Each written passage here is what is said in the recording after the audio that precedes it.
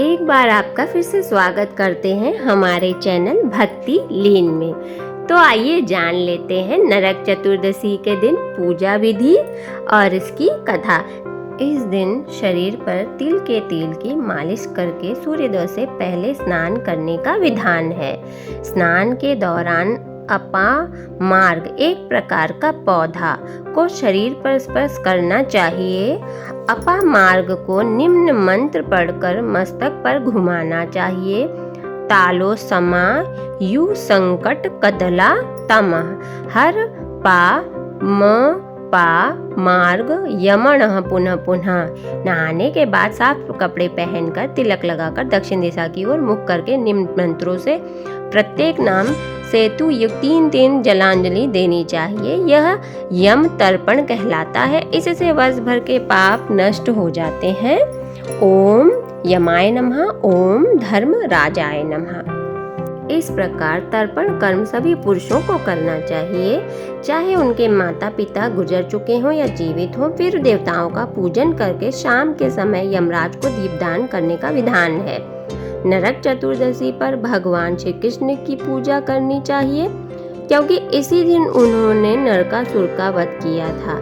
इस दिन जो भी व्यक्ति विधि पूर्वक भगवान श्री कृष्ण का पूजन करता है, उसके मन के सारे पाप दूर हो जाते हैं और अंत में उसे वैकुंठ में स्थान मिलता है। दीपावली के 5 दिनी उत्सव में धनतेरस के बाद नरक चतुर्दशी मनाई जाती है। इस दिन को छोटी दिवाली, रूप चौदस और काली चौदस भी कहा जाता है।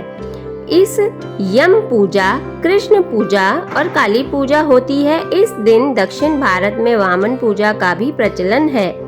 आओ संक्षिप्त में जानते हैं कि नरक चतुर्दशी की पौराणिक कथा क्या है। पहली कथा, नरकासुर को भौमासुर भी कहा जाता है। कृष्ण अपनी 8 पत्नियों के साथ सुखपूर्वक द्वारिका में रह रहे थे। एक दिन स्वर्गलोक के राजा देवराजेंद्र ने आकर उनसे प्रार्थना की, हे कृष्ण, प्रांग ज्योतिषपुर के दैत्यराज भौमासुर के अत्याचार से देवतागण त्राही त्राही कर रहे हैं। क्रूर भौमासुर ने वरुण का छत्र, अदिति के कुंडल और देवताओं की मणि छीन ली है और वह त्रिलोक विजयी हो गया है। इंद्र ने कहा, भौमासुर ने पृथ्वी के कई राजाओं और आम जनों की अति सुंदर कन्याओं का हरण कर उन्हें अपने यहाँ बंदी गृह में डाल रखा है। कृपया आप हमें बचाइए प्रभु। इंद्र की प्रार्थना स्वीकार करके श्री कृष्ण अपनी प्रिय पत्नी सत्यभामा को साथ लेकर गरुड़ पर सवार हो प्रांग ज्योतिषपुर पहुँचे। वहां पहुंचकर भगवान कृष्ण ने अपनी पत्नी सत्यभामा की सहायता से सबसे पहले मूर दैत्य सहित मूर के 6 पुत्रों ताम्र, अंतरिक्ष, श्रवण, विभा, वसु, नभ, श्वान और अरुण का संहार किया।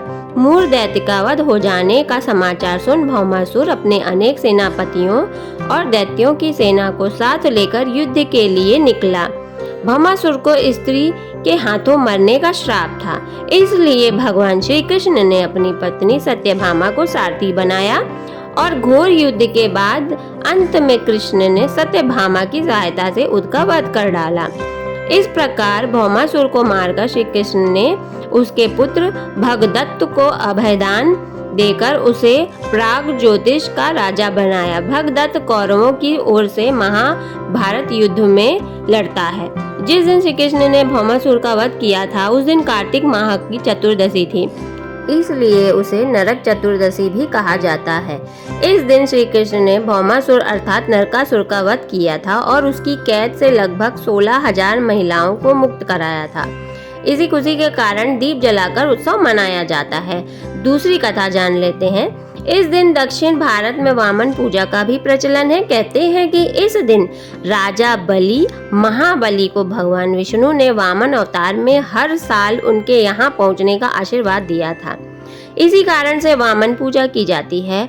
अनुराज बलि बोले, हे भगवान, आपने कार्तिक कृष्ण त्रयोदशी से लेकर अमावस्या की अवधि में मेरी संपूर्ण पृथ्वी नाप ली है।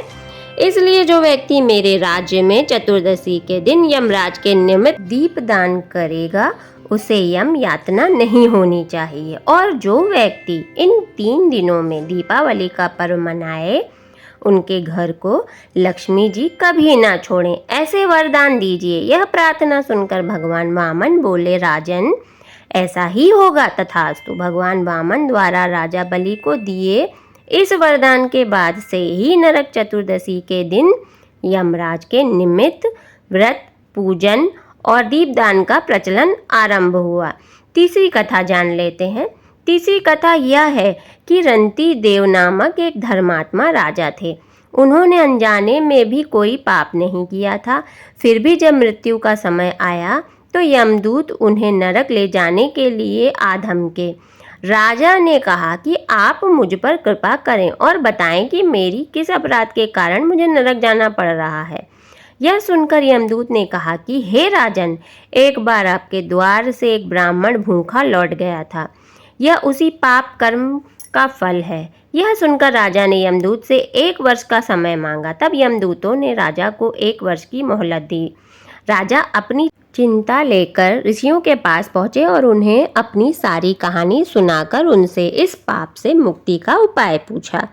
तब ऋषि ने उन्हें बताया कि कार्तिक मास की कृष्ण पक्ष की चतुर्दशी का व्रत करें और ब्राह्मणों को भोजन करवाकर उनके प्रति हुए अपने अपराधों के लिए क्षमा याचना करें। राजा ने वैसा ही किया जैसा ऋषियों ने उन्हें बताया। इस प्रकार राजा पाप मुक्त हुए और उन्हें विष्णु लोक में स्थान प्राप्त हुआ। उस दिन से पाप और नरक से मुक्ति हेतु भूलोक में कार्तिक चतुर्दशी के दिन का व्रत प्रचलित है।